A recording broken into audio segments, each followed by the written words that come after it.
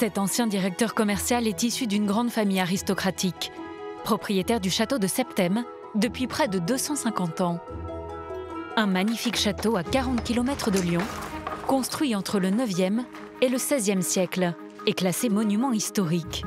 La particularité de ce lieu, c'est d'être une résidence secondaire régulièrement habitée par ses propriétaires. Gabriel de Sainte-Marie vit à Paris. Chaque été, il retrouve toute la famille ici pour les vacances. Ici, on va dans la salle à manger. Voilà. Donc ici, la famille se réunit, les jeunes se mettent au bout, et puis quand les vieux disparaissent, on progresse. Puis un jour, on est tout fiers d'être au milieu, puis on se rend compte qu'on est très vieux. Voilà.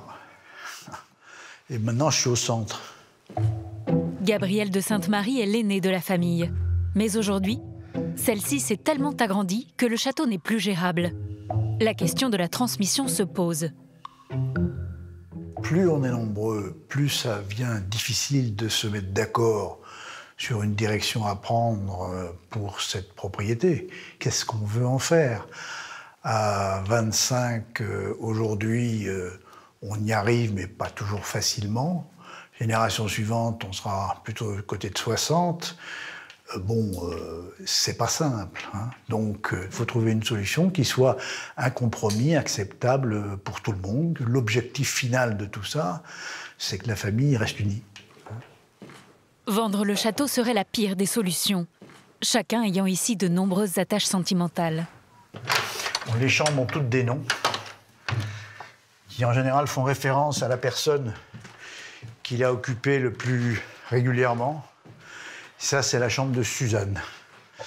Et Suzanne, c'était ma mère. Moi, je l'ai toujours connue comme ça. Elle n'a vraiment pas bougé, celle-là. La plupart des chambres n'ont absolument pas bougé. Le lieu a une grande valeur historique. Plusieurs rois de France y ont séjourné. Ici, le temps semble s'être arrêté, et c'est surtout cela qu'aime la famille. Une autre pièce fondamentale, c'est celle-là. C'est ce qu'on appelle l'office, parce que on y prend les petits déjeuners. Ça n'a pas changé. Et ça, c'est la cuisine, qui a très très peu évolué, si ce n'est qu'on est passé des chaudières à bois aux chaudières à gaz. Et puis, machine à couper le pain. C'est le bruit caractéristique qui prévient celui qui est dans la cour qu'on est en train, que bientôt on va passer à table. Inoubliable. Pour payer les charges du château, estimées à plus de 100 000 € par an, les plus anciens de la famille avaient créé une société immobilière, une SCI. Mais la jeune génération sera trop nombreuse pour la gérer. Gabriel et ses cousins leur ont donc demandé de trouver une solution. On aurait pu dire simplement, on ne fait rien. Ils hériteront des parts de la SCI, et puis ils se débrouilleront avec. Et puis il se trouve, et on a de la chance, que parmi la génération qui me suit, il y a un jeune couple qui dit moi ça me passionne, on va vous présenter un projet. Et c'est ce qu'ils font, c'est Blandine et Benoît. Ce jeune couple vit à Viroflay, dans la banlieue parisienne. Marie-Liesse, Thaïs? Et Marie-Liesse, tu mets des chaussures? Blandine et Benoît Deron ont 4 enfants. 2 garçons, Gabriel et Louis, et 2 filles, Marie-Liesse et Thaïs. Aujourd'hui, toute la famille ne pense qu'à ce grand projet, habiter un jour le château de Septème. Ce qui va être pratique, c'est pour chauffer. Donc on va avoir des corvées de bois. Et il faut sortir de la maison et faire le tour. Toutes les 3 heures, il faut aller remettre des bûches. Le chauffage central parisien va nous manquer. Donc nous allons faire un petit tour de service de bois, corvée de bois. En plus de Blandine est l'une des 68 héritières du château. Enfant, elle y passait toutes ses vacances avec ses cousins et cousines. Puis elle s'y est mariée avec Benoît il y a 13 ans. Pour régler le problème de la succession, ils ont proposé de reprendre le château en rachetant les parts de la génération actuellement propriétaire. Mais le sujet est sensible, car cette solution ne fait pas l'unanimité. Il y a une partie de la famille qui dit effectivement c'est devenu trop lourd, faut s'en séparer. Voilà, on est content d'avoir d'avoir eu cette propriété un temps, on a vécu des belles choses, etc. Mais aujourd'hui, c'est compliqué. Et puis après, il y a quand même une bonne partie de la famille qui dit bah non, il ne faut pas s'en séparer, il faut trouver une solution. Donc c'est ça le sujet actuel. Reprendre un château de cette taille représenterait un poids financier pour le couple. Blandine est thérapeute, Benoît consultant. Les revenus de la famille ne suffiraient pas à l'entretien du domaine. Alors, ils ont eu l'idée de transformer le château en destination touristique. Pour l'instant, c'est une maison de famille, voilà.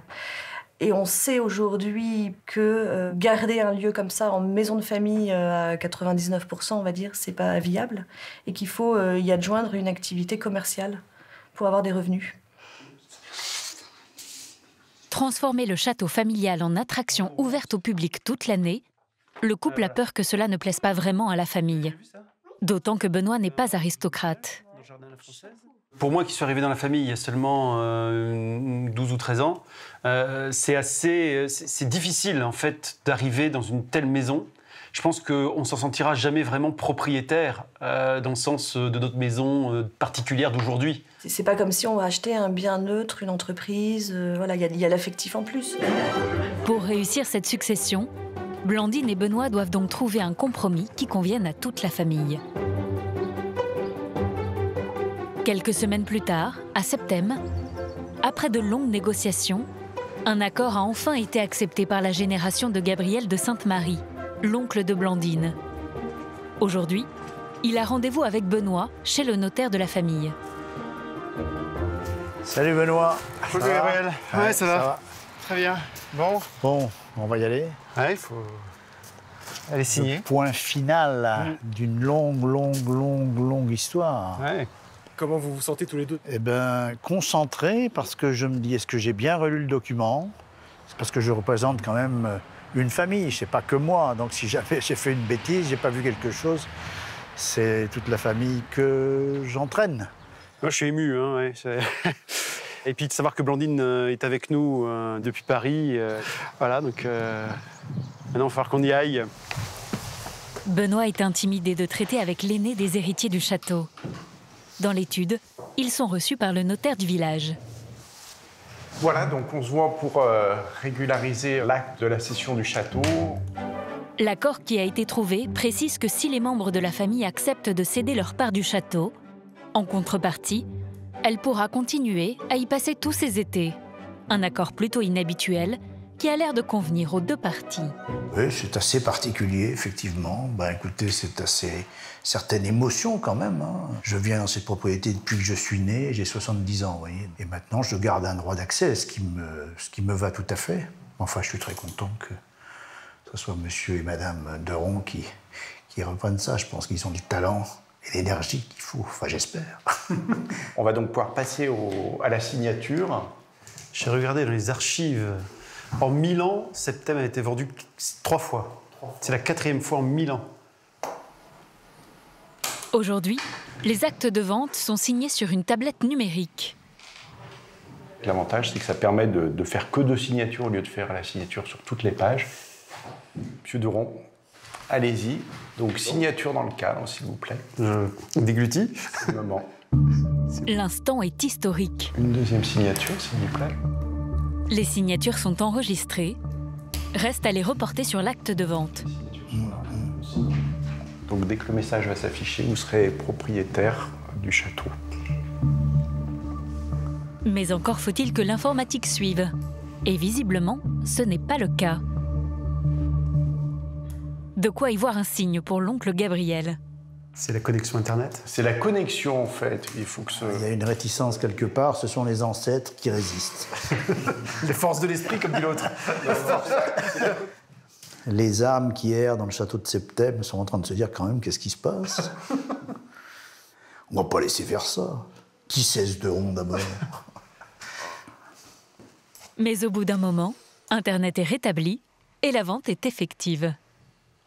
Félicitations, des attestations justifiant que vous êtes propriétaire.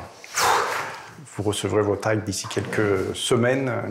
Mon cher Benoît, je suis ravi de te les transmettre. Merci Gabriel. On va essayer d'en être digne. J'ai pas beaucoup de doute là-dessus. Ouais. Pour l'oncle Gabriel, l'essentiel est sauvé. Le château restera dans la famille. Je suis satisfait, content qu'on ait fait ça, un petit peu triste parce que bon, c'est plus tout à fait ma maison, mais content que ça soit leur maison, sachant que normalement ils ont promis que la porte serait toujours ouverte. D'accord? Ça nous oblige. Le message est clair, la porte devra rester ouverte, surtout cet été. Encore faut-il que la famille réussisse à cohabiter avec les touristes. C'est le jour d'ouverture du château au public. Mais avant cela, les premiers membres de la famille arrivent. La tante de Blandine, Odile, vient de Belfort avec son mari. Le couple a toujours soutenu le projet de reprise du château par Blandine et Benoît. Écoutez, ce qui est important, c'est qu'on se retrouve, on est plusieurs à venir, donc ça prouve que tout le monde est content, que ça reste dans la famille. Voilà, c'est ça qui est important. C'est au tour du cousin de Blandine d'arriver de Lyon. Emmanuel est venu pour quelques jours en famille avec son épouse et leur fils Gabriel. Bonjour, tante Odile. Mais son arrivée risque d'être bousculée par la nouvelle organisation. Blandine en grande Première surprise, tenue. Bonjour, Blandine. la nouvelle apparence de sa cousine. Je pense que dans 5 minutes, on ouvre. Enfin, je sais pas quelle heure il est. Si- Oui, effectivement, dans 10 donc, minutes. ouais, Donc j'ai 10 minutes pour vider mon coffre. ouais, il y a déjà les gens devant qui attendent. Tout le monde dehors. Bon, 10 minutes pour décharger. Sur le petit parking à l'entrée. Il faut décharger très vite pour laisser la place aux visiteurs. Mais bon, c'est possible. Hein. C'est agréable. Surtout qu'aller au 2e étage avec des valises chargées, ça relève presque d'un exploit.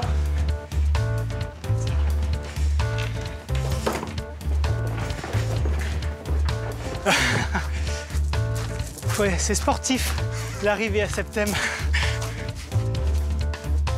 À l'intérieur du château, Benoît, lui, procède aux derniers ajustements avant l'ouverture. Si je me vautre, ça va pas le faire. Ça fait table dressée, quoi. On passe à table, là. Des plumes de paon, des fleurs et des plumes de paon. Tout est prêt? Tac, tout est prêt. Rien n'est prêt. La table a été dressée car elle fait partie du circuit de visite qui va bientôt commencer. De son côté, Emmanuel a tout déchargé, il peut sortir sa voiture de l'enceinte. Mission accomplie. Il faut être très organisé. Et là, pratiquement dans les temps, pour l'ouverture des visites, donc c'est parfait. Il est 10 h, le château ouvre ses portes. Et dès le porche franchi, les touristes passent par la boutique pour acheter leurs tickets. Ah bah très bien, bah alors vous allez avoir le tarif réduit. Blandine tient la caisse. 9 € la visite du château, qui sera assurée par son mari, en tenue d'époque et aux couleurs de la famille. Mais Benoît ne maîtrise pas encore tout. Je sais pas comment ça se met, ça. Belle maman, Blandine, tu sais comment ça se met, ça? Ça, c'est le problème des... On atteint vite nos limites. Allez, en route. Benoît va donc animer sa première visite guidée, une visite axée sur le quotidien de la famille. Ici, nous sommes dans le premier salon du château. Ce premier salon, c'est le lieu de retrouvailles de la famille l'été. Mais c'est dans la salle à manger qu'il aura le plus de choses à raconter aux visiteurs. Dans le premier salon, les usages de la famille, tels que je les vis. Hein. Il faut faire très attention quand on est une pièce rapportée comme moi. Il ne faut pas se mettre trop au centre de la table tout de suite. Parce que le maître de maison se met là. Et ensuite, il y a tout un code, quoi. Hein. Le prêtre est pas loin, et puis après, ça se distribue par âge. Nous, avec ma femme, on est toujours à peu près là. Un peu plus loin, dans le château, Emmanuel, le cousin de Blandine, découvre lui aussi le circuit de visite.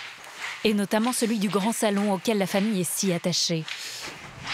Ah oui, ça a bien changé aussi ici. Enfin, je retrouve l'esprit de la maison, mais ici, on est plus effectivement dans une pièce musée maintenant. Mais eh bien, voilà, on sait qu'il y a quelques endroits où nous ne vivrons plus les mêmes choses qu'avant. Emmanuel fait bonne figure, mais malgré tout, il encaisse le coup. Septem, voilà. comme si cette corde l'empêchait d'accéder à ses souvenirs familiaux. Là, on sent que c'est quand même plus fermé. C'est vrai qu'on a envie de passer de l'autre côté. Effectivement, je me vois quelques années ici, on avait fêté aussi les 80 ans de ma grand-mère dans cette pièce-là. Donc, il y a eu beaucoup d'événements qui se sont passés là. Ça me montre vraiment que quand même, il y a des choses qui ont changé. Mais oui. Effectivement, le château a changé de visage depuis ce matin. Ouais. 3. Des attractions sont proposées un peu partout.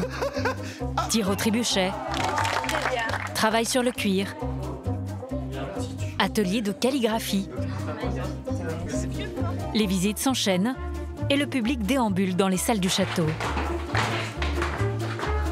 provoquant parfois des scènes assez surréalistes entre les occupants des lieux et les touristes.